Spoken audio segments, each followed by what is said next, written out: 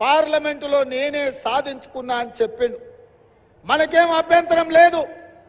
కానీ ఈ ప్రాంతం నుంచి ఎంపీగా ప్రజలు గెలిపిస్తే తెలంగాణ వచ్చిన తర్వాత ఈ ప్రాంతానికి ఎందుకు అన్యాయం చేసిండో ఇవాళ చంద్రశేఖరరావు తెలంగాణ సమాజానికి సమాధానం చెప్పాలి. 2009-10లో కృష్ణానది ఉప్పొంగి అలంపూరు నిండా మునిగిపోతే బంజారా హిల్స్లో తన బంగళాని అమ్మైనా అలంపూరు వరద బాధితులను ఆదుకుంటా అని చెప్పిండు.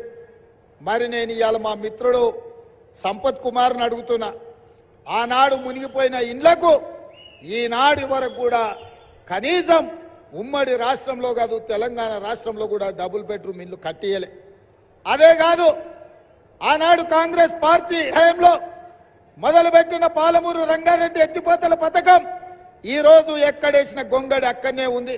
కల్వకుర్తి, భీమా, నెట్టంపాడు, కోయిలి సాగర్, రాజోలి బండ, అదే విధంగా మా మిత్రుడు దీక్ష చేసి సాధించిన తుమ్మిళ్ళ ప్రాజెక్టు కూడా దుమ్ము కొట్టుకుపోయింది.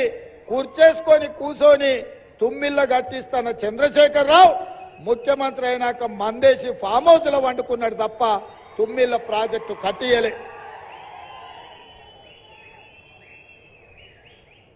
ఇక వాళ్ళు అట్లుంటే ఈ జిల్లా నుంచి నిన్నమన్నా పగోడి చేతులు సురకత్తులై లేక లేక 70 ఏళ్లకు మనకు ఒక అవకాశం వస్తే శత్రువుకు సహకరించి సద్దులు మోసకాడికి వచ్చారు.